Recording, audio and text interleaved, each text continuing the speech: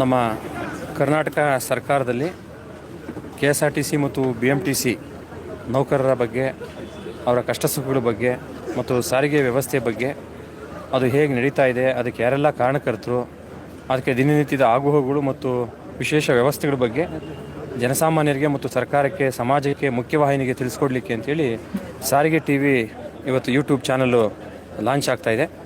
ಈ ಸಾರಿಗೆ TV channel ಮೂಲಕ ನೌಕರರು ಮತ್ತು ಸಂಸ್ಥೆ ಎರಡೂ ಕೂಡ ಸಮಾನವಾಗಿ ಬೆಳವಣಿಗೆ ಆಗಬೇಕು.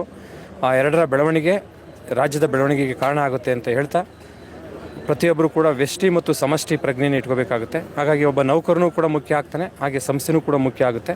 ಆ ನಿಟ್ಟಿನಲ್ಲಿ ನೌಕರ ಮತ್ತು ಸಂಸ್ಥೆಯ ಹೇಳಿಕೆಗೋಸ್ಕರ, ಅವರ ಆಗುಹೋಗುಗಳನ್ನ ತಿಳಿಸ್ಲಿಕ್ಕೋಸ್ಕರ ಸರ್ಕಾರದ ಗಮನಕ್ಕೆ ತರೋದಿರ್ಬೋದು, ಜನಸಾಮಾನ್ಯರ ಗಮನಕ್ಕೆ ತರಲಿಕ್ಕೆ, ಪ್ರಯಾಣಿಕರಿಗೆ ಒಂದು ಸೌಲಭ್ಯಗಳನ್ನು ತಿಳಿಸ್ಲಿಕ್ಕೆ ಇರೋ ಒಂದು ಉದ್ದೇಶದಿಂದ, ಒಳ್ಳೆಯ ಸಂಕಲ್ಪದೊಂದಿಗೆ ಇವತ್ತು ಸಾರಿಗೆ TV ಚಾನಲ್ ಲಾಂಚ್ ಆಗ್ತಾಯಿದೆ, ಲೋಕಾರ್ಪಣೆ ಆಗ್ತಾಯಿದೆ. ಅವರಿಗೆ ಶುಭವನ್ನು ಕೋರ್ತೀನಿ. ಆ ಒಂದು ಸಾರಿಗೆ TVಯ ಎಲ್ಲ ವ್ಯವಸ್ಥೆ ಚೆನ್ನಾಗಿ ನಡೀಲಿ, ಜನಸಾಮಾನ್ಯರಿಗೆ ಮತ್ತು ಈ ಸಂಸ್ಥೆಗಳಿಗೆ ಹೆಚ್ಚು ಅನುಕೂಲ ಆಗಲಿ ಅಂತೇಳಿ ಪ್ರಾರ್ಥಿಸ್ತೀನಿ.